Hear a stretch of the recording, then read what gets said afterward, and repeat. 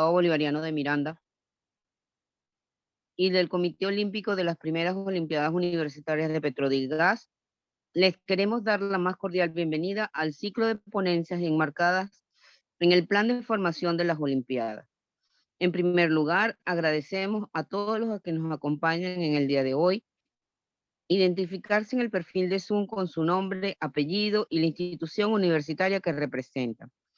Asimismo, les solicitamos mantener sus micrófonos y cámaras apagadas para optimizar el aprovechamiento del ancho de banda de la conexión.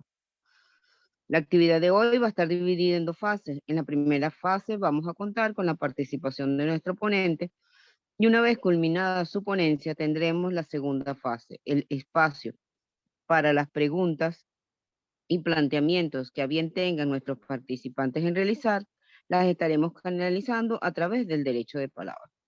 La ponencia de hoy, Métodos de Explorar Petrolera, estará a cargo de Luis Camposano. Luis Camposano es un ingeniero geólogo de la Universidad Central de Venezuela con una maestría en Ciencias Geológicas de la UCB. Tiene 17 años de experiencia. Por favor, apagar los micrófonos. Tiene 17 años de experiencia en la Gerencia Departamental de Exploración y Estudios de Yacimientos de PDVSA Intevep, donde ha tenido la oportunidad de desarrollarse principalmente en el campo investigativo de las geociencias, orientado hacia la exploración de hidrocarburos, de minerales y recursos hídricos. En los últimos 10 años ha coordinado y liderado 8 proyectos de exploración en PDVSA Intevep y ha sido tutor de 9 tesis de pregrado y posgrado. Tiene una amplia trayectoria en proyectos exploratorios y de análisis de cuencas, así como en integración de datos geológicos, geoquímicos y geofísicos. Ha sido geólogo de campo, geólogo de superficie en proyectos exploratorios, geólogo estratigráfico, planificador y coordinador de actividades exploratorias en campo, custodios de los laboratorios de petrografía y difracción de rayos X e instructor de Geología de Venezuela y Métodos de Geología de Campo. Además, ha publicado y presentado más de 30 trabajos de investigación en jornadas o congresos de geociencias realizados en Venezuela, Argentina, Uruguay y Cuba. Actualmente lleva adelante el estudio integrado de yacimiento en los campos Zapato Mata R, área mayor de oficina de Petróleos de Venezuela. Sin más que decir, los dejo con nuestro facilitador, Luis Camposano, para que dé inicio a su ponencia. Muchísimas gracias.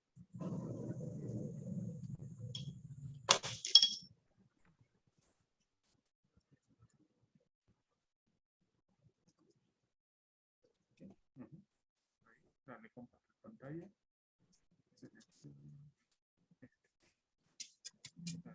Luis, no se ve ni se escucha. Buenos días. Ya. ¿Aquí? Sí, ya. Aló, buenas. Aló, buenos días. ¿Me escuchan? Sí, se escucha y se ve la presentación. Perfecto. Ok, entonces estamos listos.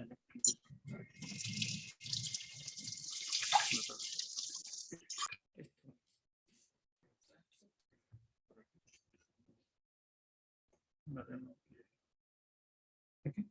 Sí. Un momento.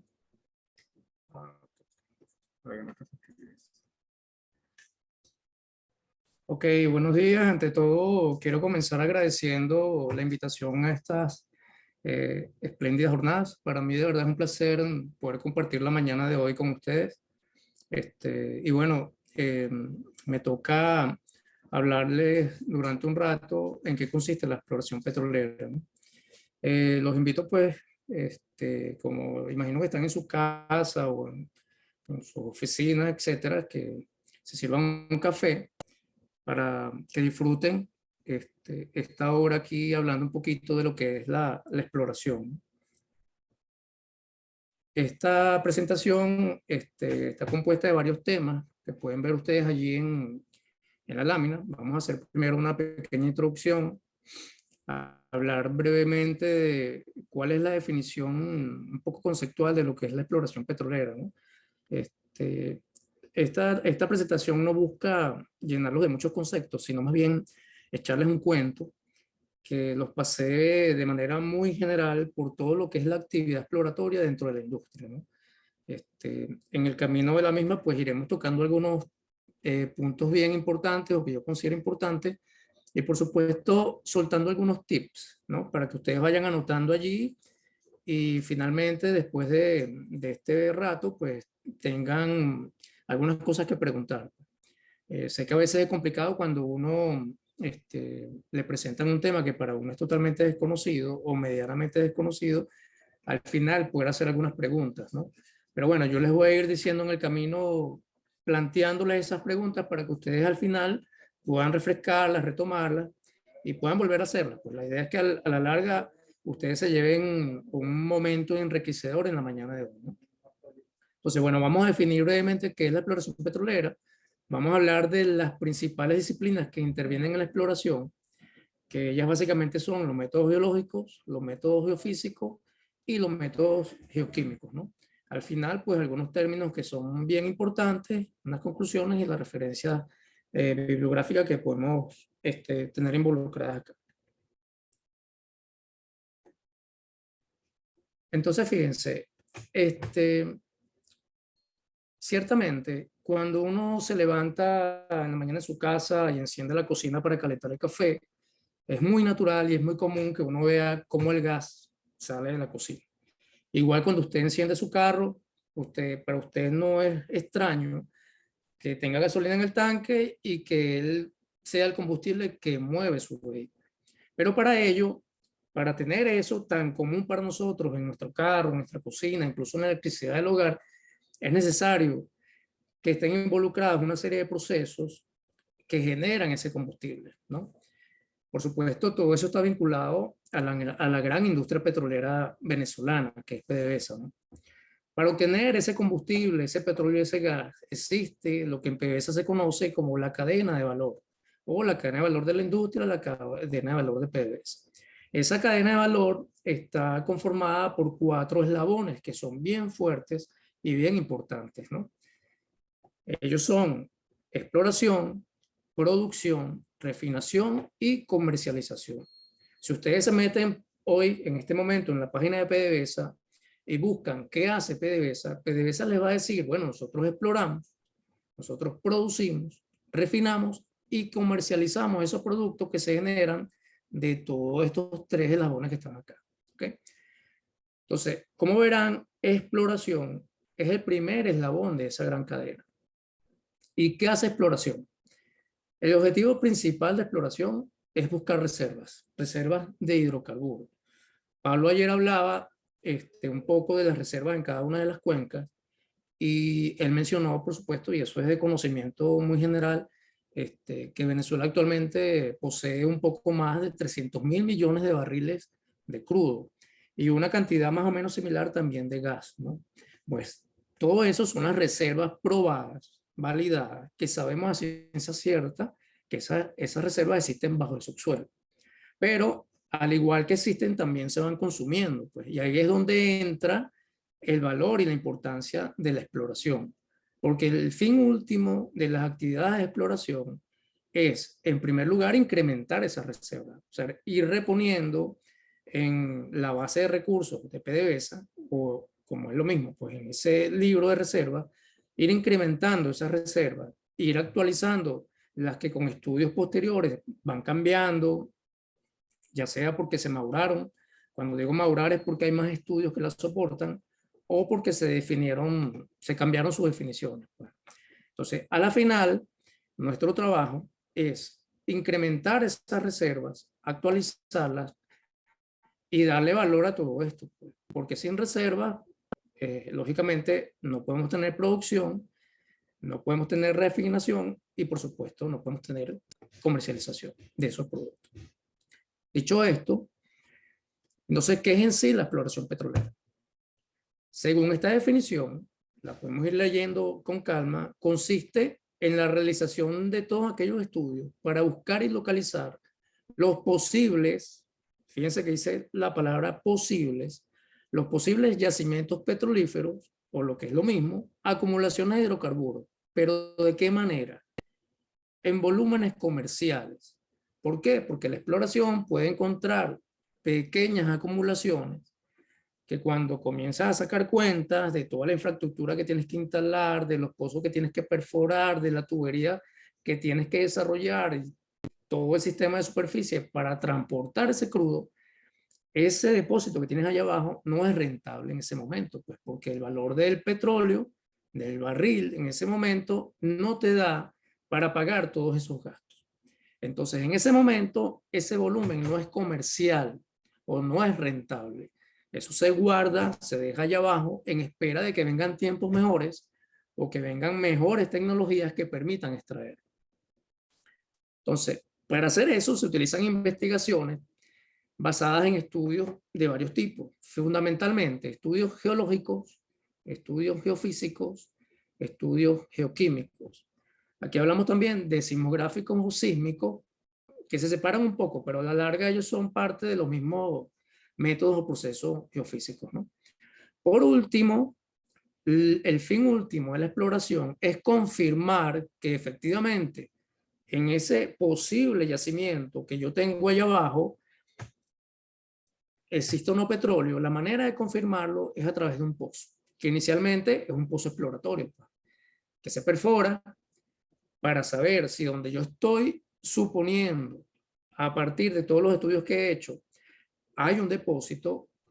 Este pozo, valga la redundancia, me va a decir ciertamente si existe o no existe ese yacimiento allá abajo. Fíjense, aquí hay una lámina en la parte inferior derecha donde dice Mena de Inciarte al pie de la Sierra de Perijá.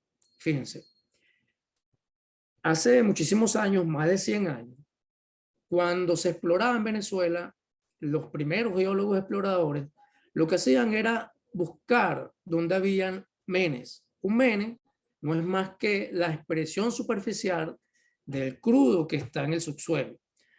Ese petróleo que está allá abajo a cierta profundidad, a través de muchas fracturas, fallas, diaclasas que existen en la corteza terrestre, él es capaz de movilizarse hasta la superficie. Entonces, ¿qué hacían aquellos geólogos? Simplemente iban mapeando todos los menes que iban encontrando en un área, y cuando los tenían mapeados, ellos decían, bueno, si el petróleo está saliendo espontáneamente a la superficie, es porque abajo tengo un sistema petrolífero trabajando. Y ahí ellos buscaban y trataban de perforar su pozo en el medio de todos esos menes. Por supuesto, hacían unos análisis de la superficie, de las estructuras geológicas de superficie, y donde encontraban que era la zona o el alto estructural de esa área, perforaban el pozo. Ejemplo de ello, el Sumaque 1, como pueden ver en la foto de arriba, que se perforó el 31 de julio de 1934, hace ya casi 100 años, ¿no? Entonces, antes hacíamos la exploración así, hace 100 años, buscando dónde el petróleo fluía a superficie. Hoy en día utilizamos otro método, seguimos tomando en cuenta los menes, pero usamos otro tipo de métodos, pues. Los estudios geológicos, los estudios geoquímicos, estudios geofísicos, sismográficos y, por supuesto, la perforación. Como les venía diciendo, tenemos estos tres métodos principales: métodos geológicos, métodos geofísicos y los métodos geoquímicos. Cada uno por separado, digamos, busca información de cada una de las disciplinas que me permita entender qué cosa, qué es lo que realmente yo estoy buscando cuando exploro. No estoy buscando nada más que los elementos del sistema petrolífero, del cual nos habló bastante bien ayer el profesor Pablo Ricaurte. Entonces, ¿cuáles son estos elementos del sistema petrolífero que nosotros buscamos cuando exploramos? Buscamos la roca madre, la roca reservorio y una roca que me pueda servir de barrera, límite o que se comporte como un sello, ¿sí? Adicionalmente a eso, hay otras cositas que conforman ese elemento, ese sistema petrolero, que lo vamos a ir viendo en el desarrollo de esta presentación. Pero inicialmente, cuando hablamos de explorar en industria petrolera, nos referimos básicamente a eso, a salir a buscar cuáles son los elementos de ese sistema petrolífero. ¿Por qué es importante saber qué vamos a buscar? Porque estos estudios son altamente costosos. Entonces no podemos salir a un área, una región que puede tener 1000 kilómetros cuadrados, por ejemplo, a ver simplemente qué conseguimos. No. Nosotros salimos en primer lugar a buscar evidencias de ese sistema petrolífero. Así como hacían los geólogos en el pasado, que buscaban los menes, y esa era su principal evidencia, ¿verdad? Nosotros hoy en día también consideramos los menes, pero buscamos otras cosas. Por ejemplo, la roca generadora o la roca madre. Si tú vas a un área, y eso tiene que ver con los métodos geológicos, si tú vas a un área a explorar, lo primero que tienes que tratar de precisar es si existe en el sitio una roca generadora.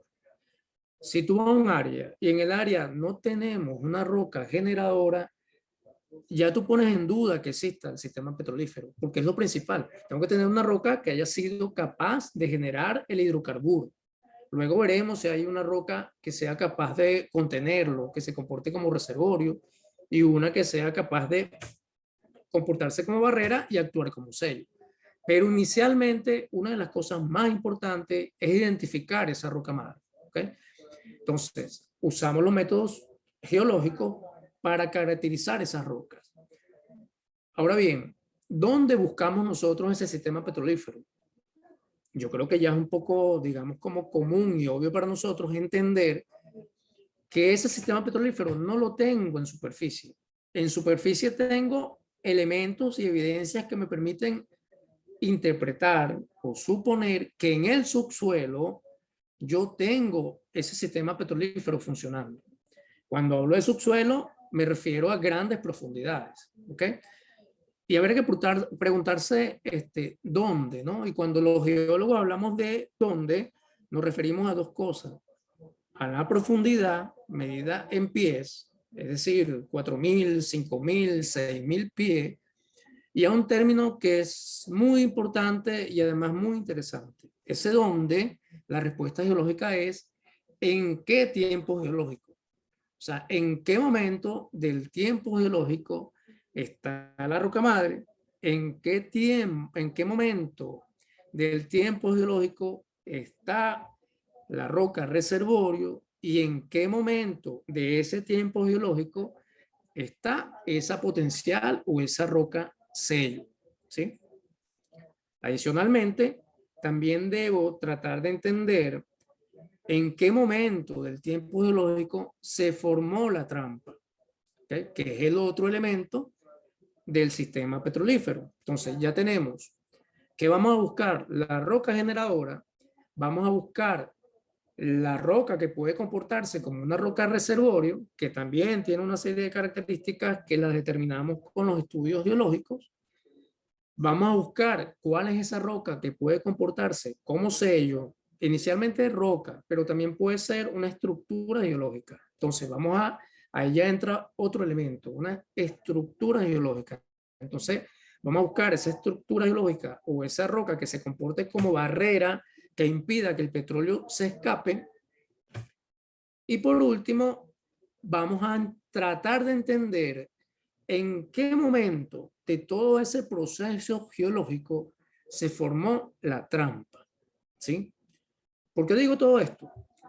Porque aquí hay un elemento nuevo que entra dentro de todo el sistema petrolífero que no es tangible, pero sí es medible, que tiene que ver con la sincronización de los eventos. Es decir, si yo tengo una roca generadora en un evento, en un momento geológico, en un tiempo geológico, y posteriormente a esa generación se formó un reservorio y luego la trampa, cuando ese crudo se mueva, que el moverse, nosotros lo llamamos migración, cuando él migre, él se va a mover hasta que consiga un sitio donde ya no pueda seguir desplazándose, ¿no?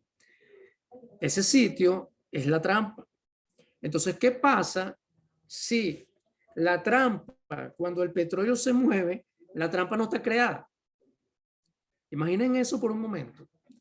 ¿Qué sucede si yo tengo roca, tengo reservorio, tengo generación, puedo tener un posible sello, pero no tengo trampa. El crudo no se almacena. El crudo se mueve, se mueve, se mueve hasta que llega a superficie. ¿Ok? Ahora fíjense, una idea que tenemos que discutir en este tipo de charlas es tratar de imaginar, cuando uno se imagina que el crudo se mueve, y tratar de imaginar cómo se mueve él, ¿no? Pero para eso hay que tratar de entender primero dónde está él. Yo estoy seguro que de repente en los que estamos ahorita conectados, muchos estaremos pensando que ese crudo, ese petróleo, ese hidrocarburo e incluso el gas está allá abajo en una gran cueva. Pues no. El crudo, allá abajo, él se encuentra contenido dentro de los pequeños poros que existen en las rocas, ¿no? Especialmente en las rocas sedimentarias y particularmente en las areniscas. Puede estar en un tipo de roca sedimentaria llamado arenisca y en un tipo de roca sedimentaria llamado caliza, ¿no? Entonces, la manera más fácil de imaginarse cómo es eso es que nosotros recordemos esto que tengo yo aquí en la mano. Esto que tengo en la mano no es más que una esponja de fregar. Aquí todos hemos fregado alguna vez en nuestras casas. Entonces, fíjense, el símil es el siguiente. Cuando usted humedece esta esponja en su casa con agua, el agua se mete entre todos estos pequeños poros que están contenidos o que existen dentro de la esponja. Igual funciona allá abajo. La arenisca es una roca que es tan porosa como una esponja y ese crudo se mete entre los poros de esa esponja, que es la arenisca, y se mantiene contenido allá abajo. ¿Ok?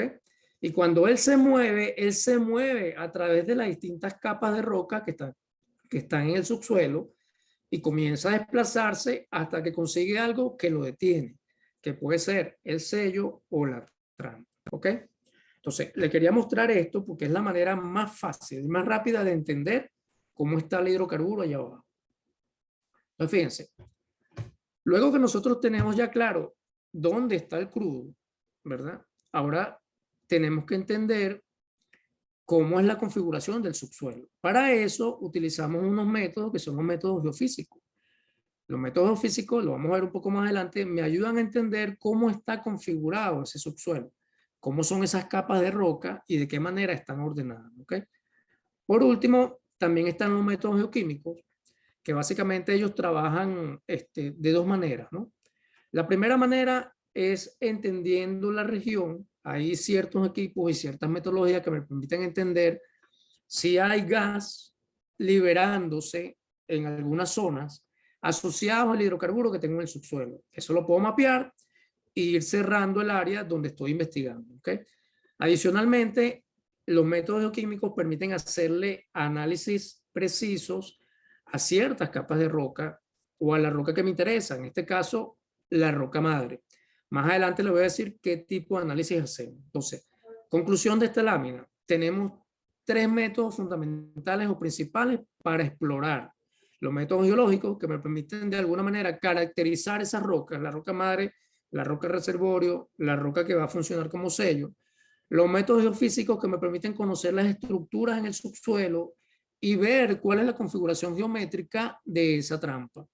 Y por último, los métodos geoquímicos que se utilizan más que todo para caracterizar la roca generadora.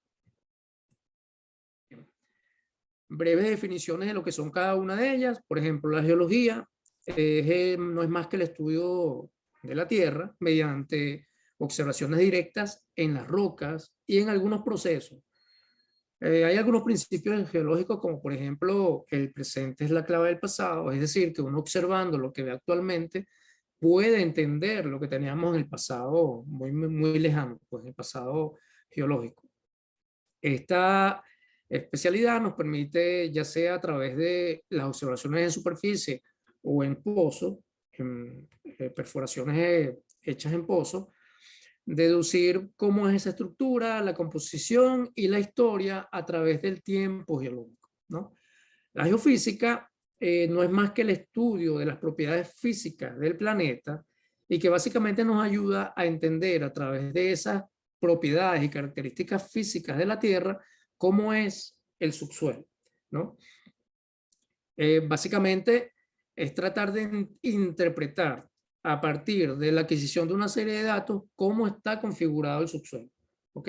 Para ello, por supuesto, utilizamos una serie de instrumentos bien específicos que nos permiten obtener cada una de las propiedades de la Tierra, ¿no? La geoquímica, como les digo, no es más que estudiar la química de la Tierra, ¿ok? Hay básicamente dos grandes especialidades en cuanto a la geoquímica orgánica y la geoquímica inorgánica. La orgánica se encarga de estudiar lo que le decía antes, la materia orgánica, la roca madre, una cosa por allí que se llama querógeno, que no es más de la primera transformación que le ocurre a esa materia orgánica antes de convertirse en petróleo. La geoquímica es muy especial en entender ese querógeno. Más adelante les voy a decir de qué se trata. Y por supuesto, la geoquímica orgánica se encarga de entender todos los componentes químicos que componen el planeta. ¿Ok? Son esas dos grandes áreas. Pregunta que pueden hacer al final de esta charla. ¿Qué tienen en común estas tres disciplinas? ¿Dónde ellas se encuentran? ¿No? ¿Y por qué las usamos a las tres? Básicamente las tres tienen tres partes o tres grandes procesos, ¿no? El primero de ellos, adquisición de datos.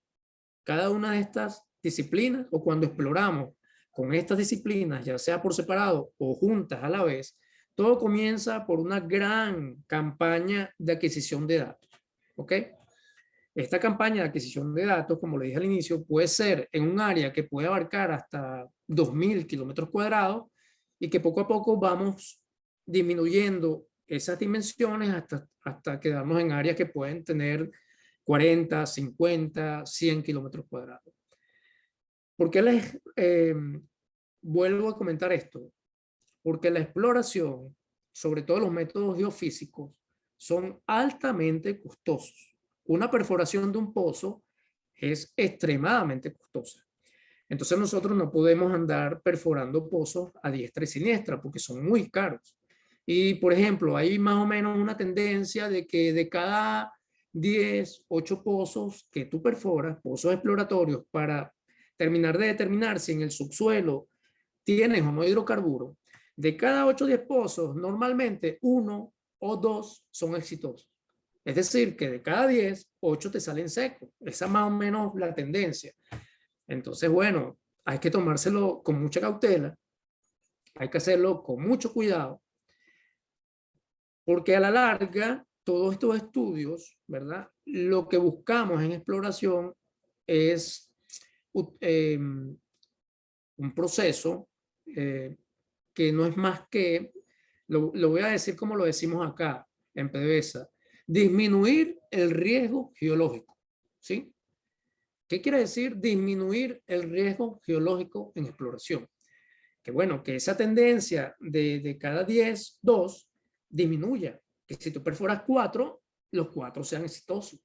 Entonces, cuando tú perforas, para tú poder decir que el riesgo geológico es mínimo, tú debes tener estas tres cosas de acá bien amarraditas. O sea, es decir, tienes que adquirir una buena cantidad de datos y no solo en cantidad, sino que estos datos tengan excelente calidad, ¿sí? Luego que tienes esos datos, tienes que procesarlos. Entonces, en esta etapa de procesamiento de datos, involucran personal altamente calificado, involucra manejo de software y de plataformas también altamente calificadas que te permiten manejar grandes volúmenes de datos y que todos ellos puedas combinarlos a la vez. Y por supuesto, al final, los geólogos, geofísicos y geoquímicos interpretan todos estos datos e integran toda la información. O sea, integran la información geológica, la integración geoquímica y la integración geofísica. Producto de esta integración y de esta interpretación del subsuelo, tú vas a tener un porcentaje de riesgo geológico. Entonces, cuando ese porcentaje es mínimo, entonces ahí se toma la decisión de perforar el pozo. Y bueno, ligando pues todo el mundo, cruzando los dedos de que ese pozo salga exitoso. ¿Ok? Hablando un poquito más específico de los métodos geológicos. ¿Qué hace el geólogo? El geólogo hace de todo, ¿sí? ¿Por qué? Principalmente, como decía, nuestra principal función, ¿cuál es? Ser investigadores de superficie y de subsuelo y encontrar los elementos del sistema petrolero. Repito, ¿cuáles son? Roca madre o roca generadora. En algunos libros van a encontrar roca fuente. Aquí en Venezuela la llamamos roca madre. Y bueno, ahorita recuérdenme que les comente dos cosas con respecto a la roca madre venezolana. Entonces, fíjense, nosotros qué buscamos, bueno, como ven acá, esto que está aquí son capas de roca, ¿no? Esto que vemos acá, cuando vemos la roca, esos estratos de roca en superficie, nosotros lo llamamos afloramiento. Esto que está aquí es un afloramiento. Y un afloramiento es una evidencia dura, medible, caracterizable, cuantificable de lo que existe en el subsuelo. ¿Sí? Entonces, los geólogos vamos a buscar en superficie a conocer, hacerle todos los análisis posibles desde el punto de vista geológico y geoquímico a esta secuencia de rocas o a esta serie de capas que están acá, que yo considero que también está en el subsuelo. Porque en el subsuelo, en estas rocas que tienen cierta característica, es donde va a estar contenido el hidrocarburo. ¿Se acuerdan de la esponja?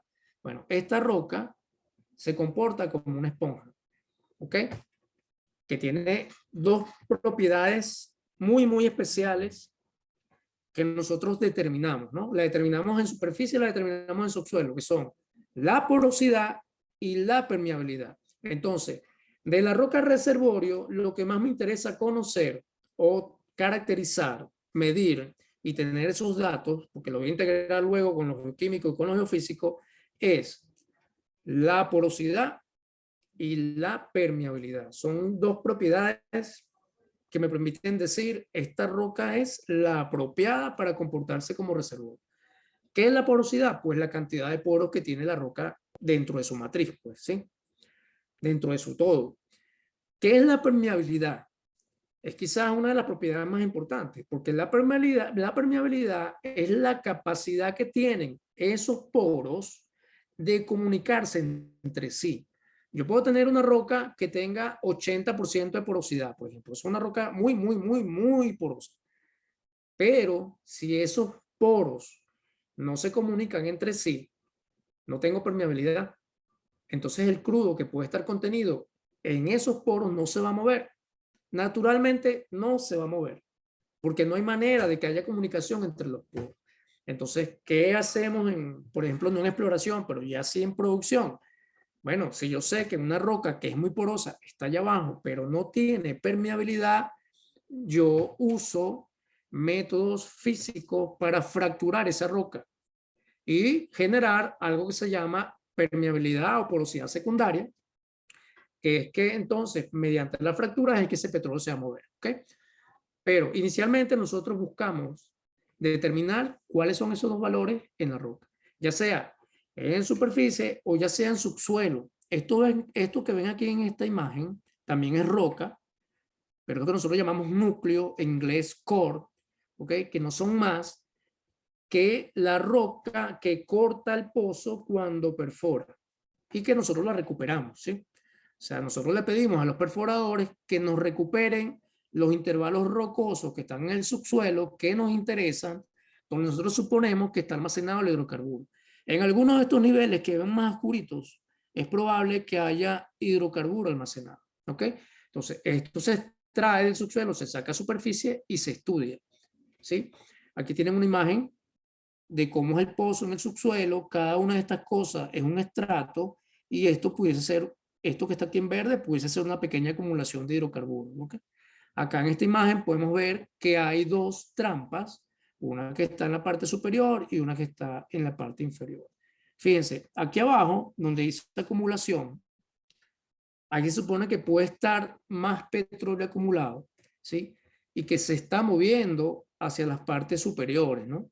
Esto que está aquí abajo, que podemos considerar que es una gran acumulación, para los geólogos muchas veces se convierte en algo que les va a parecer un poco extraño el término, pero nosotros lo llamamos cocina del petróleo, ¿no? Entonces, ¿por qué? Porque aquí este petróleo o esta materia orgánica que está aquí abajo, básicamente materia orgánica, está a unas condiciones tales que ella está generando hidrocarburos y ese hidrocarburo se va moviendo hacia las capas superiores. Y como pueden ver, aquí evidentemente hay unos niveles que son porosos, permeables, ¿ok? Y hay unos niveles que son impermeables, que estas capas que están aquí de color marrón, que se está comportando como sello, está conteniendo el hidrocarburo, está impidiendo que ese hidrocarburo siga rompiendo las capas de roca o se mueva a través de la capa de rocas que ya están rotas y salga a superficie en forma de mene, ¿ok? Entonces, esto que vemos acá es una gran estructura, vean la geometría que tiene, es como una especie de domo, ¿ok? Este tipo de estructura nosotros acá en geología la conocemos como anticlinales, ¿ok? Entonces, básicamente es una gran estructura cuando uno ve en un estudio, uno encuentra elementos que te permiten identificar estas estructuras en tu suelo y tienes una roca madre cercana, una roca generadora cercana al área y consigues una estructura como esta, uno dice bingo, o sea, la posibilidad de encontrar hidrocarburos en una estructura como esta es bien alta. Y fíjense que el pozo básicamente se pone en la parte más alta y se baja con él buscando encontrarse todas las secuencias de roca que están ahí conteniendo ese hidrocarburo. ¿Ok? Pues fíjense, ¿qué más hace el geólogo? La geología tiene muchas disciplinas. Les voy a mencionar algunas. Por ejemplo, estratigrafía, estudia cada uno de estos estratos. Sedimentología, estudia, fíjense, el ambiente que existía muchísimos millones de años atrás, donde se formó esa materia orgánica que originó ese hidrocarburo y donde existieron los antiguos sistemas sedimentarios, es decir, grandes ríos, grandes deltas, que aportaban sedimentos a grandes cuencas donde esos sedimentos se fueron acumulando en grandes espesores y con el tiempo geológico pues se convirtieron en roca. ¿Ok? Fíjense, estoy mencionando términos que quizás para ustedes son un poco nuevos, son amplios, son, digamos, muy especiales y específicos. Como yo sé que estas jornadas van a continuar y nosotros vamos a interactuar en el futuro, pues fíjense, vayan tomando nota de todas esas cosas. Por ejemplo, yo dije ahorita estratigrafía, muchos de ustedes estarán diciendo, ¿qué es estratigrafía? Dije sedimentología, muchos de ustedes estarán diciendo, ¿y de qué está hablando Luis? ¿Qué es sedimentología? Pues bien, yo estoy a la disposición para que ustedes más adelante, mediante WhatsApp, grupos de trabajo, etcétera, etcétera, podamos seguir profundizando en estos temas. El que esté interesado en ellos, pues bienvenido. Nosotros siempre tenemos ganas de hablar de geología. O sea, la geología no tiene límites, pues. ¿Sí? Entonces, fíjense, sedimentología. Bueno, el sedimentólogo se encarga justamente de eso, pues de estudiar esos sedimentos. Porque nosotros tratamos de entender cómo era el pasado para poder darle explicación a lo que estamos viendo hoy. ¿Okay? Luego tenemos unos especialistas que los llamamos paleontólogos, micropaleontólogos o bioestratígrafos. ¿Qué hacen ellos? Ellos en cada una de estas capitas de roca o en cada una de estas capitas de roca buscan microfósiles. ¿Sí? Al principio yo les había dicho que nosotros pensamos mucho en términos de tiempo geológico allá abajo en el subsuelo. O sea, ¿dónde están las cosas? Cuando decimos dónde están las cosas, nos referimos a el Cretácico, el Jurásico, el Paleoceno, el Mioceno, el Oligoceno. Así hablamos los geólogos y así hablamos en la industria petrolera. O sea, es decir, ¿de qué edad es la roca madre venezolana? Pues la roca madre venezolana es de edad Cretácico, la principal, la culpable de que tengamos todo el petróleo que tenemos en Venezuela ya descubierto, y fíjense lo que voy a decir, y que todavía nos falta por descubrir. O sea, la responsable, la principal roca generadora de Venezuela es de edad cretácica. Hay otras rocas que son mucho más jóvenes, que pueden ser mioceno temprano, algunas paleocenas, pero su aporte es mucho, mucho menor. Las grandes responsables de todo el hidrocarburo que tenemos en Venezuela son dos grandes unidades de roca. Una que en el occidente los geólogos de aquel entonces la llamaron Formación La Luna, Y en Oriente, los geólogos de aquel entonces la llamaron formación crecual. Y la edad de ambas rocas es Cretácico. O sea, para el geólogo venezolano eso es como santa palabra, pues. Siempre cuando, y aquí aprovecho para decirles que cuando entonces nosotros vamos a comenzar a explorar, a buscar esas primeras evidencias de que hay un sistema petrolífero funcionando en el área, ¿qué es lo primero que uno busca? Bueno, ¿dónde está esa roca cretácica? Tengo esa roca cretácica cerca, involucrada en el área que estoy estudiando. Tengo esa roca cretácica presente allí, ya sea en superficie o en subsuelo. Si la tengo, ya digamos que las probabilidades crecen, pues, ¿sí? Porque digo, bueno, ahí está la roca madre, está ahí en el sitio. Entonces, si esa roca madre está allí, en subsuelo, esa roca madre es potencial generadora y seguro que generó, ¿ok? Entonces, bueno, ese es un elemento, ¿ok?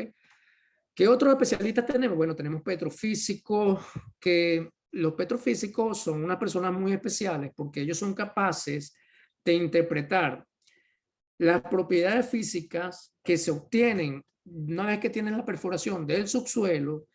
Yo tengo una especie de curva que nosotros le llamamos registro. Esas curvas son digamos, me dan idea de cuáles son las características o las propiedades físicas de las rocas que tengo allá abajo, y los petrofísicos son capaces, son muy hábiles para interpretar qué me está diciendo ese registro. O sea, primero, qué tipo de roca tengo yo allá abajo. Luego, son capaces de decirme qué porosidad y qué permeabilidad tiene esa roca allá abajo. Y lo que es más importante, son capaces de decirme el tipo de fluido que tengo yo allá abajo. Si tengo gas y si tengo petróleo. ¿Okay? Entonces, bueno, como verán, aquí confluyen o se juntan una serie de especialistas de muy alto nivel, todos aportando en cada una de sus disciplinas para poder entender una vez más el sistema petrolífero que está trabajando en un área. Fino. Entonces ya más o menos vimos qué hace el geólogo con esos datos de superficie y con algunos datos de subsuelo. Ahora nos toca entender cómo yo llego a imaginarme o a interpretar cómo está el subsuelo. ¿Ok? Para eso utilizo los datos o la información que me dan los geofísicos, a través, por supuesto, de los métodos geofísicos. ¿Ok? Una vez más, ¿qué hace la geofísica? Bueno, básicamente ellos lo que hacen es medir las propiedades físicas del planeta. ¿Ok? Entonces, recuerdo, los métodos geofísicos dentro de todo el proceso exploratorio, ya sea en un área muy grande o en un área más pequeña, es lo más costoso de la industria. ¿Sí? Básicamente hay tres métodos: los métodos gravimétricos, los métodos magnéticos y los métodos sísmicos. De esos tres, los métodos sísmicos son los más caros, muy, muy, muy caros. Para que tengan una idea, si un proyecto exploratorio cuesta 100 millones de dólares, por poner algún número, 80 millones de dólares se van en la adquisición sísmica. ¿Ok?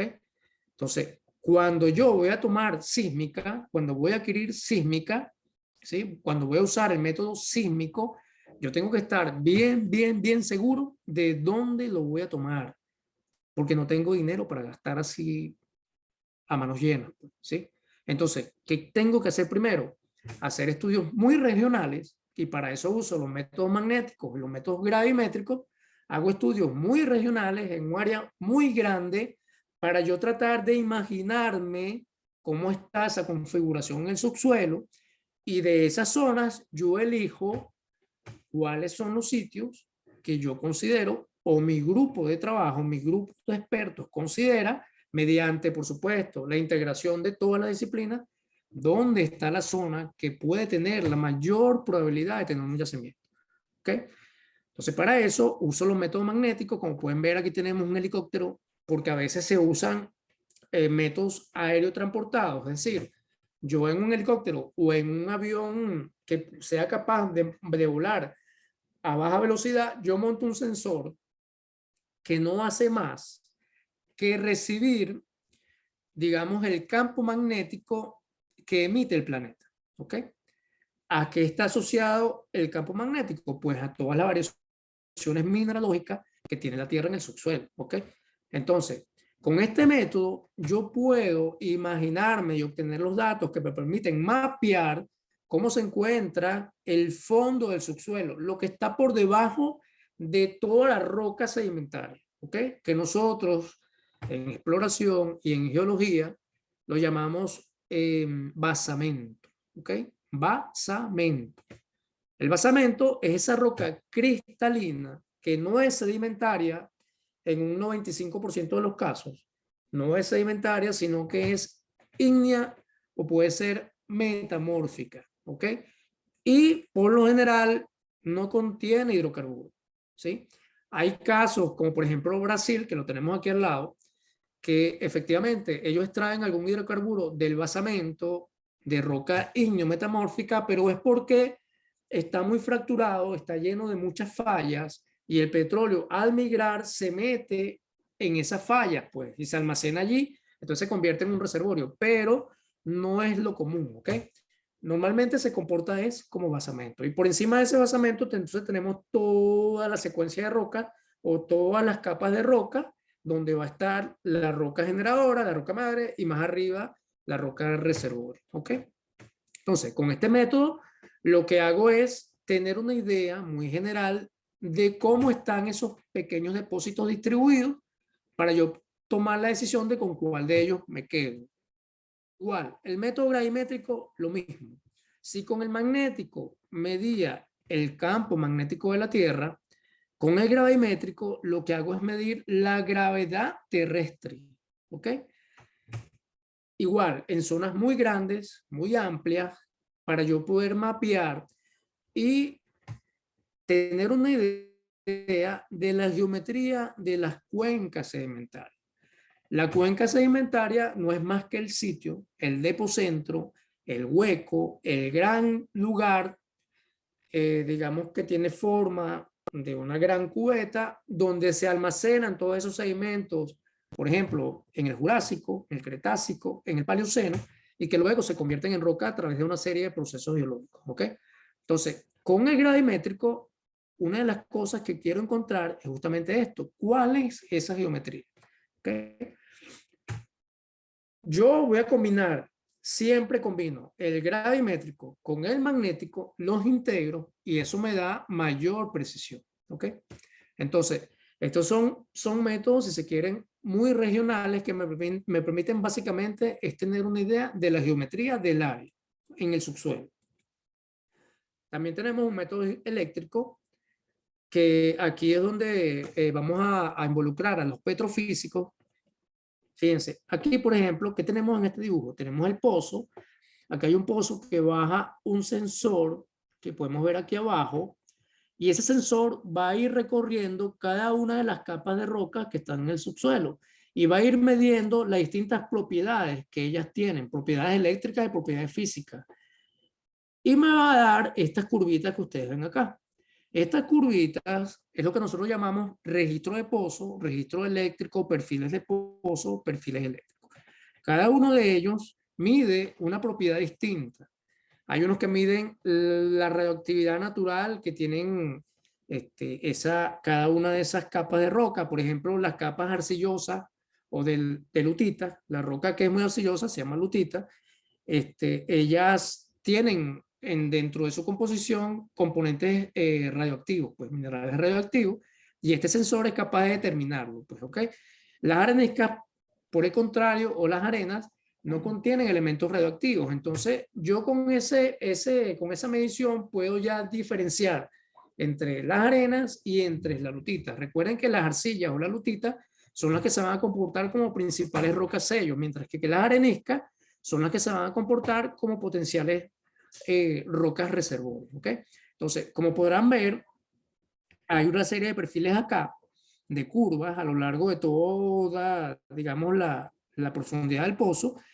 Y el petrofísico lo que hace es justamente esto, pues evaluar cada uno de estos comportamientos y determinar en qué regiones de todo este perfil es que puede estar almacenado el hidrocarburo. ¿Ok?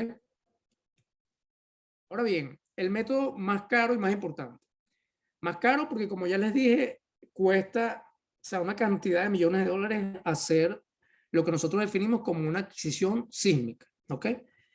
Y más importante porque a la larga me permite ver, como pueden ver acá, cómo es el subsuelo. Es como una fotografía del subsuelo, ¿ok? Ahora, ¿cómo yo logro llegar a esa fotografía? Fíjense. Primero necesito una fuente que sea capaz de generarme, una fuente de superficie que sea capaz de generarme ondas sísmicas. Ese es el principio. Yo voy a tener una fuente en superficie que genera, ya sea por una gran energía que yo desprendo aquí mediante golpes que puedo darle a la superficie o una carga explosiva, yo voy a generar un tren de ondas. Ese tren de ondas va a entrar en el subsuelo y va a tocar cada una de las capas que existen allá abajo. Cuando esas ondas tocan una capa o una interfase entre capas, se devuelve a superficie, ¿ok? Y al devolverse, yo voy a tener un equipamiento aquí arriba con unos aparaticos que llamamos geófonos, que son capaces de recibir la onda que regresa. ¿Qué medimos? Medimos el tiempo que tarda la onda en llegar acá, a esa interfaz entre las capas, y en devolverse. Eso es lo que se conoce como el tiempo de viaje, ¿ok?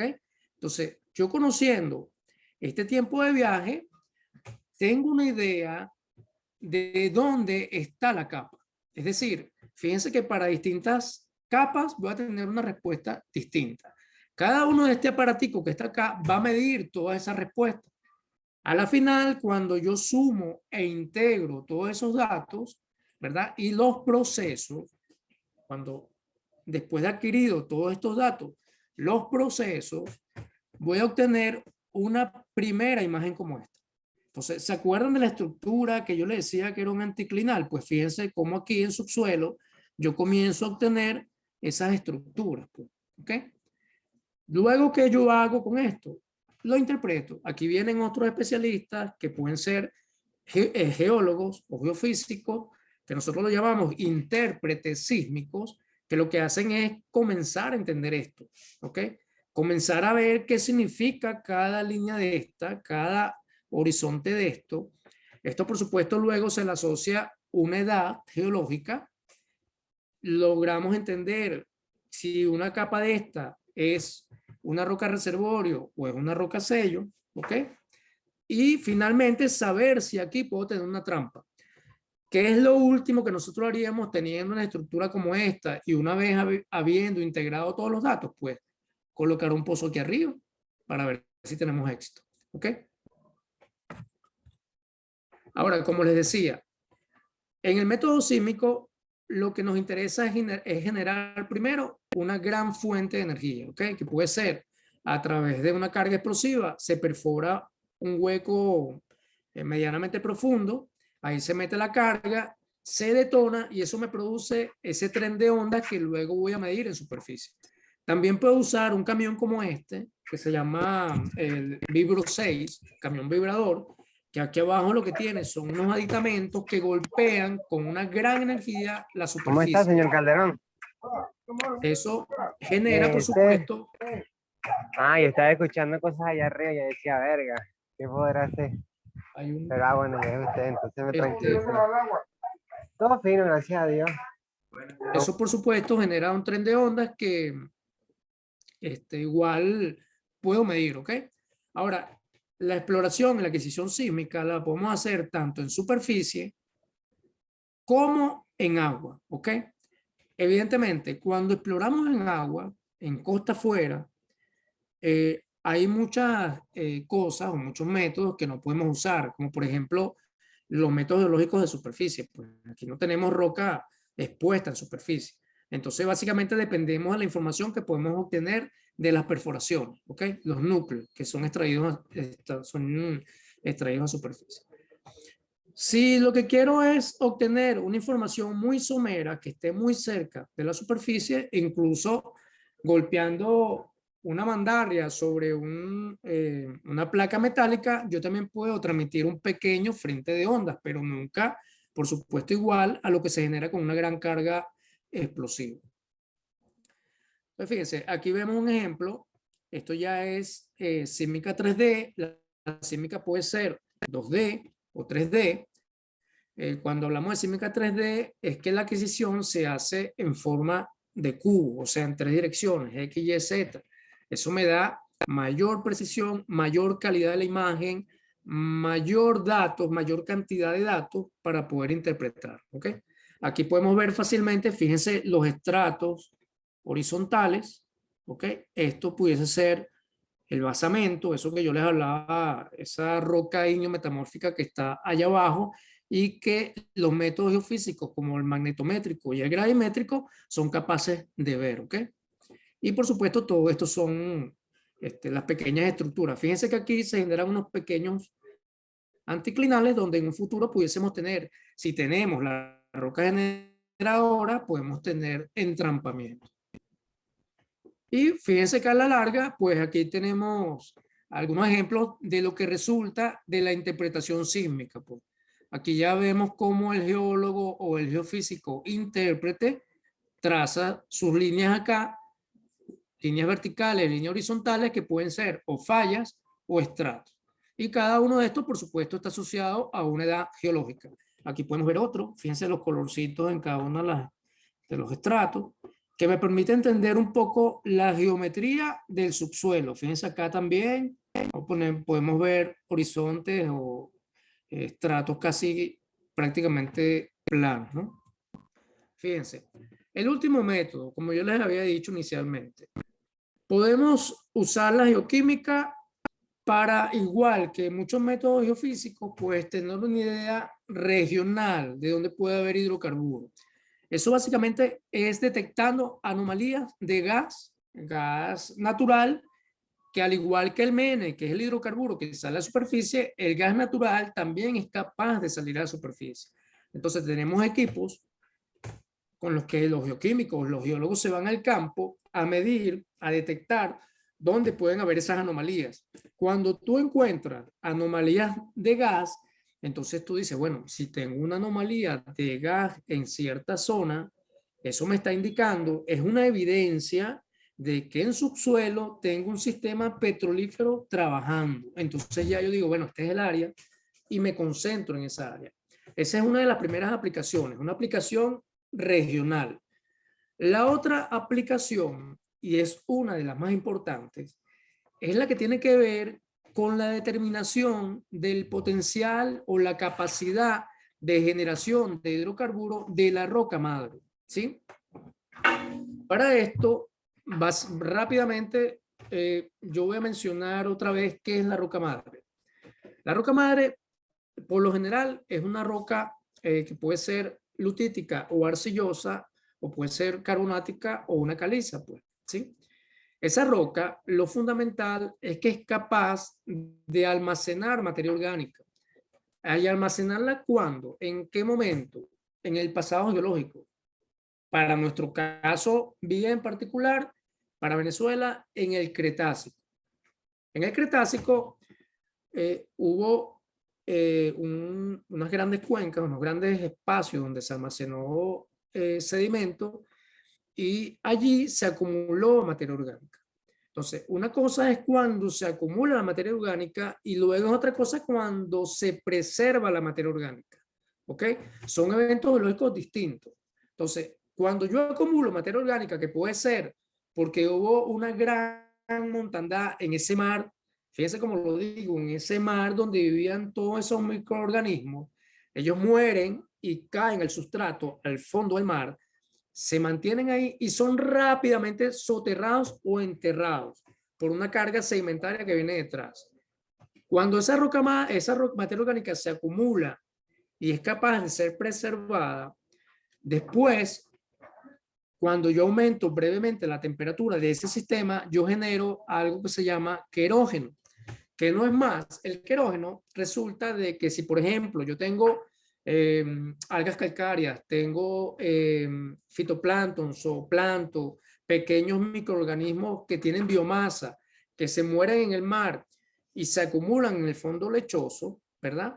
Cuando esa materia orgánica de esos organismos comienza a descomponerse, en esa descomposición actúan lógicamente los procesos químicos y se generan nuevas moléculas que se conforman por la materia orgánica de todos esos organismos primarios.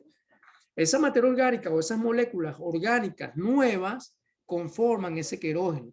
Y ese querógeno es el que una vez que tú aumentes la temperatura y la presión, porque tú estás metiendo, por proceso geológico, estás metiendo toda esa roca que contiene materia orgánica a grandes profundidades, ese querógeno alcanza una temperatura en la cual comienza a expulsar hidrocarburos, ¿sí? Cuando eso ocurre, cuando allá abajo en el subsuelo comienza a aumentar la temperatura y la presión y se genera el hidrocarburo, el querógeno se convierte en hidrocarburo, entramos en un espacio que los geólogos denominamos ventana del petróleo, ¿sí? Es decir, si yo tengo materia orgánica, produzco querógeno y ese querógeno nunca alcanza la temperatura adecuada para generar hidrocarburos, nunca voy a tener petróleo. Esa materia orgánica se va a quedar allá abajo preservada, pero nunca va a generar petróleo. Entonces, es muy importante cómo la geoquímica nos ayuda a entender si esa materia orgánica que se preservó y se convirtió en querógeno fue capaz de alcanzar la ventana del petróleo. Y para eso, yo determino dentro de esa materia orgánica, por métodos geoquímicos, pues el tipo de materia orgánica en primer lugar y la caracterización a través del porcentaje de COT, o que lo que es lo mismo, carbono orgánico total. ¿Qué es esto? La cantidad de carbono que tiene esa materia orgánica. ¿Ok? Entonces, fíjense, aquí les voy a dar un dato muy importante y que es pregunta para el examen. Fíjense, a nivel mundial, cuando tú consigues a nivel mundial, en cualquier país petrolero del mundo, una roca madre que tiene 1% de COT, 1% de COT, o sea, 1% de carbono orgánico total, la gente comienza a brincar, porque para ellos 1% de COT es un dato magnífico, estupendo, espectacular, ¿ok? Pues bien, la roca madre venezolana, esa roca cretácica, es capaz de tener hasta 5% de COT, 6% de COT. O sea, para nosotros un valor de 1% de COT va a sonar como petulante, pero a veces para nosotros en Venezuela 1% de COT lo pasamos así como que no vale mucho porque estamos cansados de ver altos valores de COT, ¿sí? Y eso sucede tanto para Occidente como para Oriente, o sea, para la Luna en Occidente y para Querecual en Oriente. Los porcentajes de COT de nuestra roca madre es bastante alto, ¿ok? Incluso han habido casos que yo he visto, he manejado los datos en que esos valores de COT llegan hasta el 10%, ¿ok? Entonces imagínense una roca madre que tenga, si el 1% a nivel mundial es un valor buenísimo, imagínense en una roca madre que sea capaz de tener 5, 6% de COT. Entonces, este dato es altamente importante. ¿Por qué? Porque cuando nosotros estamos haciendo exploración y conseguimos en el sitio la roca madre en superficie, subsuelo, y los geoquímicos le hacen estos análisis, lo primero que uno le pide es dame el contenido del COT, dame el porcentaje del COT, porque con ese valor ya yo sé la capacidad que tiene esa roca de generar. ¿Ok? Si es un valor que está por debajo del 1%, 0,5%, 0,2%, ya nosotros como que, uy, o sea, tendría que tener una roca de un espesor muy grande, es lo que llamamos espesor efectivo, para yo tratar de entender si ese espesor con ese poco contenido de COT es capaz de generar. ¿Ok? Caso contrario, la Luna en Occidente, por ejemplo, ella hay sitios donde tiene, por ejemplo, 50 metros de espesor, hablando en metros, ¿ok? Uno, no sé cuántos pies, 30 pies. Tiene poco espesor y sin embargo tiene un porcentaje de CO2 tan alto que es la responsable de la acumulación en yacimientos, pues, ¿no? Entonces, ese es uno de los valores que nos da el geoquímico. El otro valor que nos da es el tipo de materia orgánica. Y esto también es muy importante. ¿Por qué? Ustedes han ido seguro a Tucacas, a Chichiriviche, y cuando van entrando hacia la playa, a los lados, hay unas grandes acumulaciones de pantano y fango. Ahí se acumula la materia orgánica, pero materia orgánica ¿de qué tipo? Terrestre, que es producto de la descomposición de plantas, ¿ok? Entonces, la materia orgánica fundamentalmente puede ser de tres tipos. Marina, que proviene de organismos que viven en el mar; terrestre, que viene de plantas superiores, ¿ok? Que viven en tierra o cercanas al mar, o que viven en esa interacción, o sea, en ese límite tierra-agua, como por ejemplo los manglares, ¿ok? Y luego puede ser una mezcla de ambas. O sea, es decir, puede ser marina, puede ser terrestre o puede ser mezcla de las dos. Entonces, la mejor de todas ellas para obtener un querógeno de calidad y un crudo muy valioso es la de tipo marino. ¿Por qué? Porque, bueno, ella es la que va a generar un querógeno que es capaz de producir petróleo liviano, petróleo mediano, condensado. Mientras que cuando hablamos de materia orgánica de tipo terrestre, normalmente ella es capaz de producir es gas, ¿ok? Entonces, claro, eso tiene sus excepciones, porque a veces tiene mezcla de cosas, pues, y de hecho, en un área puedes tener varios reservorios, y el sistema petrolífero que generó un reservorio es distinto al otro y tienen fuentes, su crudo provienen de rocas madre distintas. Eso también lo estudiamos, ¿okay? Entonces, pero fundamentalmente, el tipo de materia orgánica es de tres tipos: marina, terrestre y mezcla de marina y terrestre. Y dependiendo de su origen, pues voy a tener un tipo de hidrocarburo, ¿ok? Entonces, el geoquímico también me da esto, el tipo de materia orgánica. También me permite saber la temperatura que ella alcanzó, esa roca madre. Y eso es lo que nosotros lo llamamos madurez termal o Tmax. Con esta expresión que está acá es que nosotros la conocemos. Tmax o RO, que esto es reflectancia de vitrinita, que es un término súper complicado, pero bueno, se los pongo aquí. Si ustedes quieren después hablar sobre esto, pues hablaremos un poco más profundo. Pero lo que nos interesa saber es que este valor me permite saber la temperatura que alcanzó esa roca madre. Es decir, me permite saber si estuvo en ventana de petróleo, si estuvo en ventana de petróleo, si está en ventana de petróleo, si todavía no está en ventana de petróleo o si ya pasó por la ventana de petróleo. Esos cuatro momentos, pues. Repito, la madurez termal me permite saber si la roca madre y el querógeno todavía no están en ventana de petróleo, si en este momento está en ventana de petróleo o si ya pasó por ventana de petróleo. Se supone que la ventana de petróleo es el espacio de presión y temperatura donde ese querógeno generó hidrocarburos. Entonces ven lo importante que es determinar este elemento, este valor, ¿sí? Saber si la roca madre que yo tengo en el área, si esa roca está en ventana de petróleo, o sea, su madurez termal tiene un valor tal que está en ventana de petróleo, esa roca en ese momento está generando. Entonces tengo un potencial reservorio ahí. O si ya generó, o sea, si ya pasó por la ventana de petróleo y los valores que me da son muy altos, yo por lo menos sé que esa roca pasó por la ventana de petróleo, ¿sí? Ahorita está sobremadura, pues, porque ya pasó su rango de madurez. Normalmente este rango de temperatura en grados centígrados está entre 60 y 120 grados centígrados, ¿ok? Entonces, la madurez termal lo que me da es ese valor. Me dice, mira, estás en tal valor. Y ya yo con ese dato, ya yo sé si estoy en ventana, si me pasé o si todavía no he entrado en ventana, ¿ok? Entonces, son los dos grandes aportes que me da la geoquímica, ¿sí?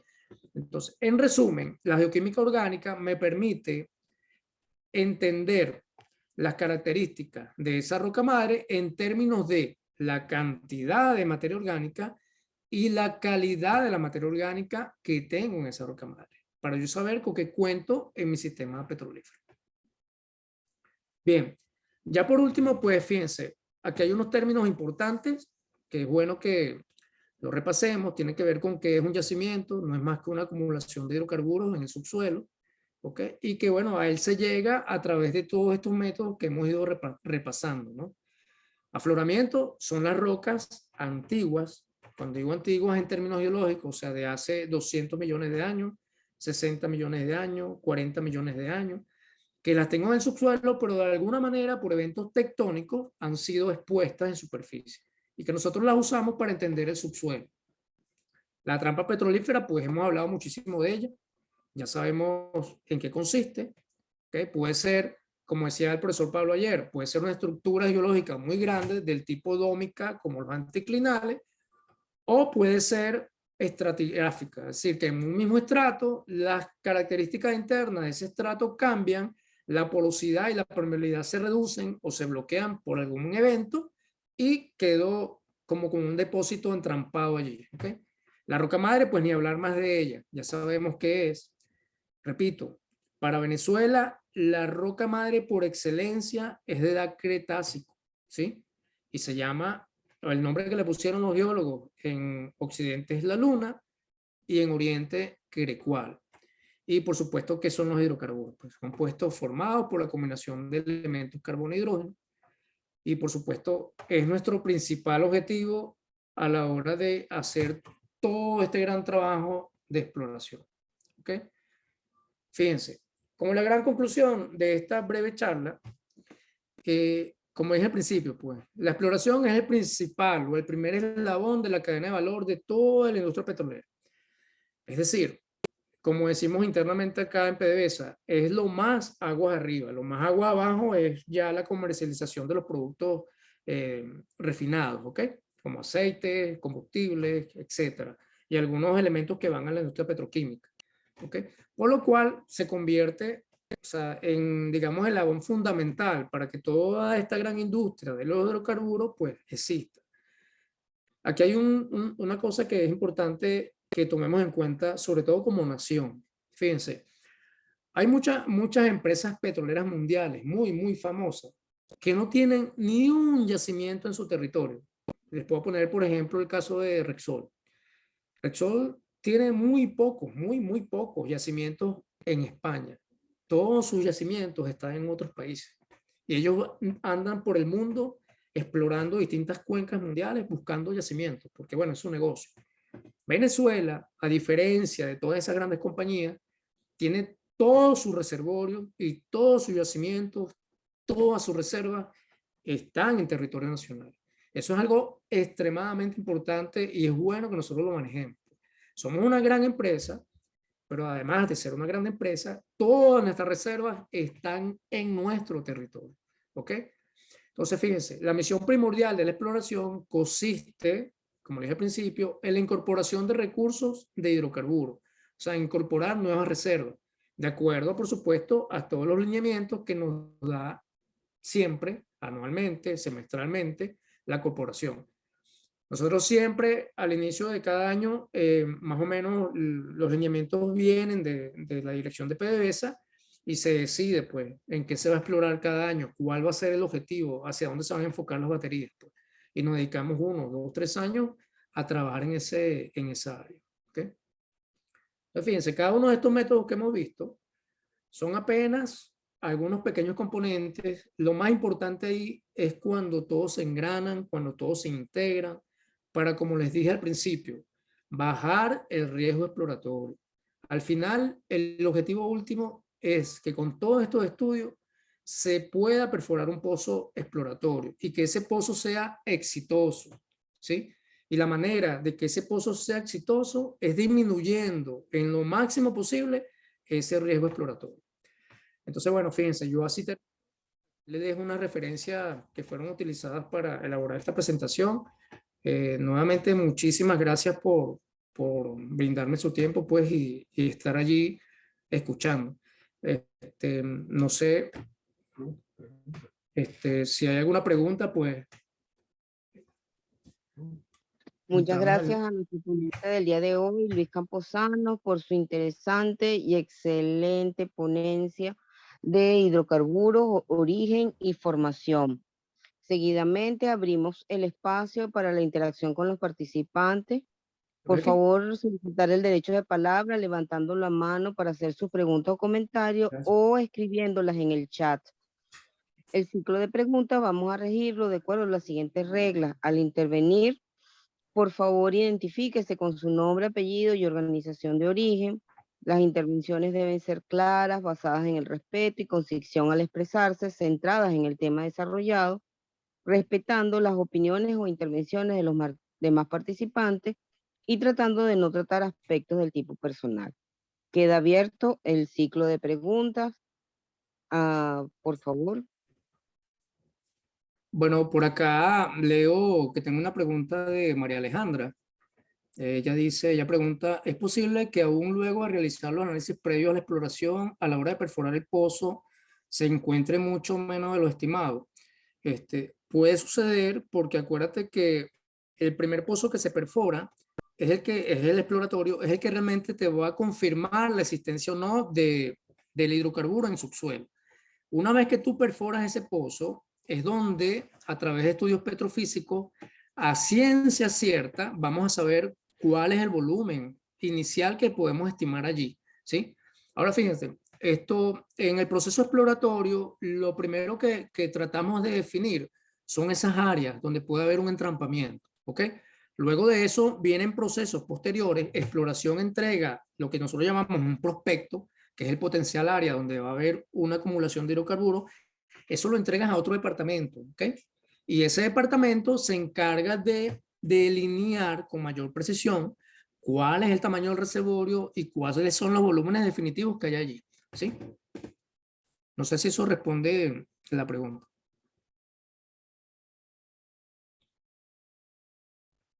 ¿Cada cuánto se realiza? Aquí hay otra pregunta de Adrián Serpa.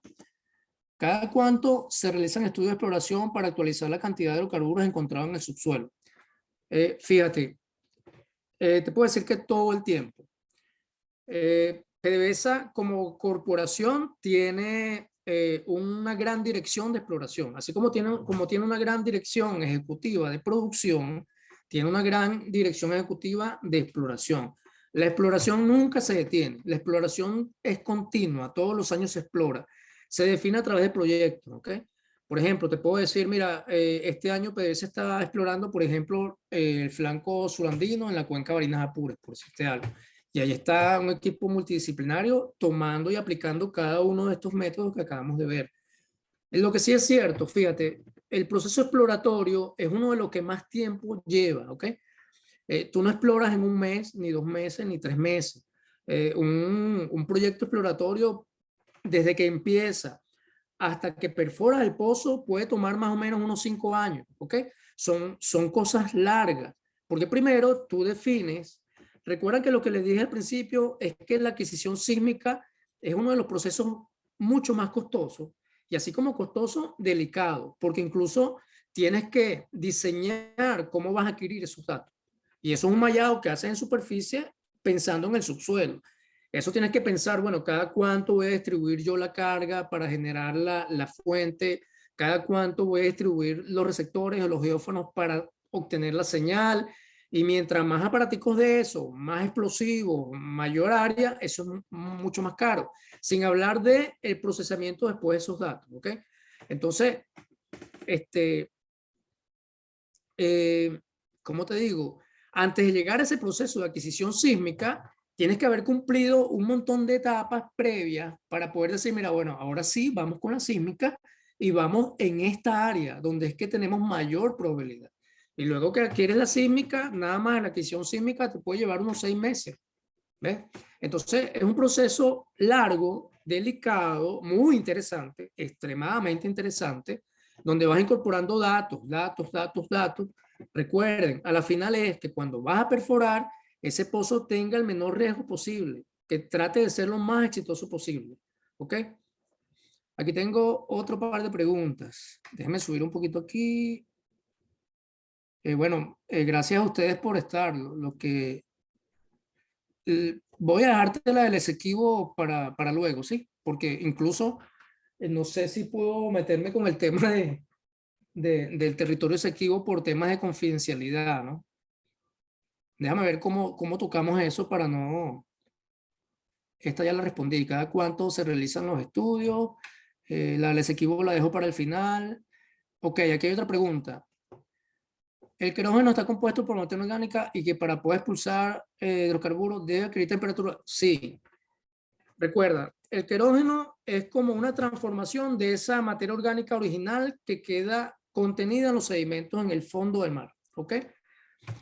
Luego, para que ese querógeno se convierta o expulse hidrocarburo, tiene que tener aumento de presión y temperatura. Fíjense, aquí hay otro ejemplo muy facilito. Cuando uno hace una torta, ¿verdad? Uno mezcla una cantidad de ingredientes allí, los prepara de una manera muy particular y lo que antes era harina, huevos, mantequilla, azúcar, no sé si ustedes le ponen aceite o le ponen margarina, pero bueno, independientemente de eso, ustedes mezclan eso, lo colocan allí y tienen que mezclarlo. Cuando lo mezcla, eso tiene una forma y una composición distinta.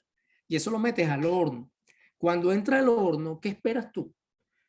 Tú primero tienes que graduar la temperatura y ponerle la temperatura adecuada y sobre todo darle el tiempo adecuado. No metes la torta al horno, la mezcla y en 10 minutos obtienes la torta, porque si no lo que obtienes es una cosa ahí quemada, ¿verdad? Lo mismo ocurre con el querógeno y la materia orgánica. Una vez que tú tienes esa materia orgánica ahí y se transforma en querógeno, tiene que haber mucho tiempo geológico, millones de años, y tiene que haber temperatura dosificada suavemente, quizás en pulsos de temperatura, para que esa materia orgánica y ese querógeno expulsen hidrocarburos y no la quemes. Porque tú puedes, al igual que como quemaste la torta, puedes quemar la materia orgánica. Y si la quemas, no hay nada. O sea, vas a obtener son estratos de carbonosos, de lignito, pues, pero no vas a tener hidrocarburos. ¿Ok? Por eso, retomo aquí el término ventana del petróleo. O sea, esa roca madre, esa materia orgánica tiene que estar en ventana del petróleo para poder generar hidrocarburos.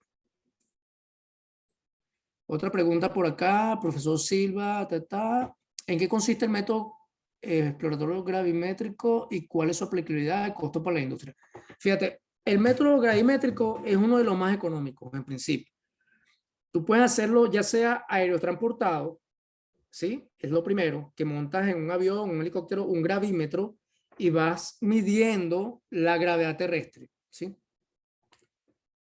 La otra forma de hacerlo es que tú te vas con tu gravímetro en el hombro, en un morral, y empiezas a patear monte y cada cierto punto que ya tú tengas determinado con antelación, tú colocas tu gravímetro sobre el piso y haces tu medición. Eso tiene, por supuesto, una metodología y un proceso para medir, porque estás midiendo gravedad terrestre. Y recuerden, la gravedad terrestre no es la misma durante el día.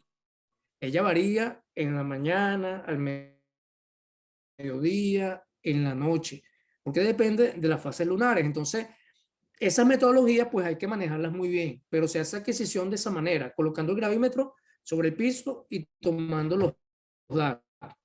La otra manera que, por ejemplo, ahorita empecé fuera, es la determinación de datos a través de satélite. Mira, la conexión se cayó.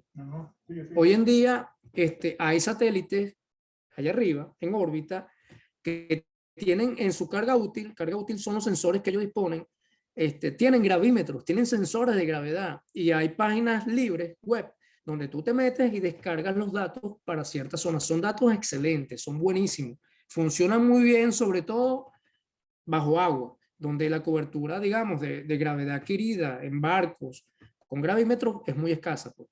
Nosotros la hemos estado aplicando últimamente en estudios exploratorios costa afuera y hasta ahora ha dado muchísima utilidad. ¿Cuál es su aplicabilidad? Bueno, como dije en unas láminas atrás, lo que buscamos integrando el método gravimétrico y el método magnetométrico es definir la geometría del subsuelo, las cuencas. ¿Dónde están esos espacios que pueden tener el mayor espesor de capas de roca sedimentaria y donde puede estar contenido el yacimiento? Otra pregunta de José Arbelo. Los yacimientos de Venezuela tienen alto porcentaje de COT. Bueno, fíjate, no tanto el yacimiento, sino la roca madre que lo originó. Acuérdate que el COT lo medimos en la roca generadora. El COT no lo medimos en el crudo, en el líquido, en el fluido. ¿Okay? En el fluido lo que medimos es una característica que es como que la huella. Medimos dos cosas, ¿no? hacemos un análisis desde el punto de vista geoquímico, que es el análisis SARA, que eso lo que hacemos es que determinamos los saturados, los aromáticos, los más pesados, ¿sí? Y con eso lo que obtenemos es la calidad de ese crudo. Por ejemplo, un crudo que tenga mucho saturado, a la larga va a tener alto contenido de azufre, por ejemplo, ¿no? Que son básicamente aquellos crudos que son extra pesados, ¿ok? Pero el COT lo usamos es para eso, para determinar la cantidad de carbono orgánico que existe en la materia, en la roca madre, no en el yacimiento. En el yacimiento lo que vamos a tener es el crudo ya atrapado, ¿ok? ¿En qué fase lunar es óptimo utilizar el gravímetro? No, fíjate, lo puedes usar. O sea, lo que debes hacer es tomar en cuenta, o sea, no es fijarte tanto en la fase lunar, sino tomar en cuenta que la gravedad varía durante el día, ¿sí? Tienes que hacer unos procesos allí tomando en cuenta que la gravedad varía diariamente durante el día. O sea, no está tan asociado que vas a considerar qué fase lunar tienes o no, no. Imagínate un poco las mareas. La marea también es una respuesta de la variación gravitacional del planeta durante el día. La marea varía de la mañana a la noche. Igual varía la gravedad. ¿Ves? Entonces, por eso es que hay que considerarlo. El valor de COT, hay una pregunta de María Alejandra aquí. El valor de COT de 1%, si el crudo es liviano, es preferible a uno de no. Recuerden una cosa. El porcentaje de COT en una roca madre, lo que me va a dar es su capacidad de generación. O sea, cuánto crudo yo voy a expulsar. ¿Sí? Por ejemplo, y la calidad, por supuesto. Si yo tengo una roca, imagínense por un momento una capa de roca que tenga medio metro y que tenga un 1% de COT. Esa capa de roca de medio metro con 1% de COT va a generar una cantidad de hidrocarburo menor. Así tengo esa misma roca con 1% de CO, de medio metro, perdón, en vez de 1 con 5% de COT. O sea, tengo más materia prima allí contenida para generar ese hidrocarburo. ¿Ok? No tiene que ver tanto con si va a ser pesado o va a ser liviano. El COT lo que me va a dar es la cantidad. Lo que me va a decir si va a ser un crudo liviano, un crudo condensado, mediano o pesado, es el tipo de materia orgánica. ¿Ok? O sea, si es mezcla, si es marina o si es terrestre. O si es combinación de ambas, pues. Por supuesto. A la larga lo importante es que, bueno, el crudo está ahí. No sé si hay alguna otra pregunta. Yo no veo más preguntas por acá.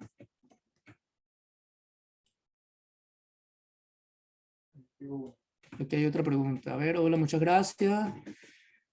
Ah, ok, lo del Esequibo. Bueno, fíjate, este tema es un tema un poquito arduo, ¿no? Porque tiene que ver con una zona donde nosotros tenemos intereses, pues, ¿no? Y hay un conflicto ahí de disputa territorial, ¿no? Fíjate. La respuesta que te voy a dar es clara, precisa y contundente. Sí hay acumulaciones, pues es lo que nosotros creemos y suponemos por los estudios que hasta ahora manejamos del área. ¿Sí? Sí existe. Lo que nos ha hecho falta quizás es meternos un poquito de lleno con la exploración ahí y terminar de definir dónde están y en qué cantidad están. ¿Ok? Pero efectivamente sí hay. ¿Ok? Sí hay hidrocarburos presentes ahí en el territorio del Esequibo. Quizás no tanto en tierra, ¿ok? Sino en agua, en nuestro territorio marino del Esequibo. Porque en tierra pues no están las condiciones geológicas adecuadas para que existan las rocas que puedan contener ese hidrocarburo, ¿sí? Porque la composición de la roca allí es similar al escudo de Guayana, es decir, lo que está del Orinoco hacia el sur. Fíjate que todos nuestros grandes depósitos de hidrocarburos están del Orinoco hacia el norte, ¿ok? Pero ciertamente en Costa Afuera, en nuestro territorio Esequibo, al igual que la plataforma del Tana y la fachada atlántica, sí existen acumulaciones de hidrocarburos. De hecho, en la plataforma del Tana y en la fachada atlántica, de hecho ha habido producción. sobre todo de gas, ¿ok? Básicamente gas y condensado, ¿ok? ¿Algo más? De nada, un placer.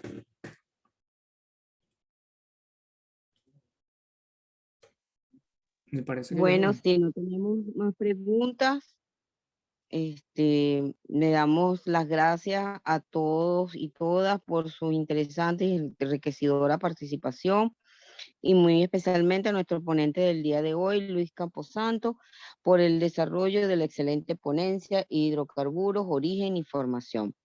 Presentación con la que continuamos nuestro ciclo de ponencias enmarcadas en el plan de formación de las primeras Olimpiadas Universitarias de Petróleo y Gas. En nombre de la Gobernación del Estado Bolivariano de Miranda y el Comité Olímpico de las primeras Olimpiadas Universitarias de Petróleo y Gas, agradecemos la participación de todos en este ciclo de formación, no sin antes invitarlos a participar en la ponencia del día lunes 6 de junio, titulada La industria del gas natural, con el ponente Jowar Peña. Que tengan todos un feliz fin de semana y los esperamos el día lunes por este mismo canal. Muchísimas gracias. Gracias a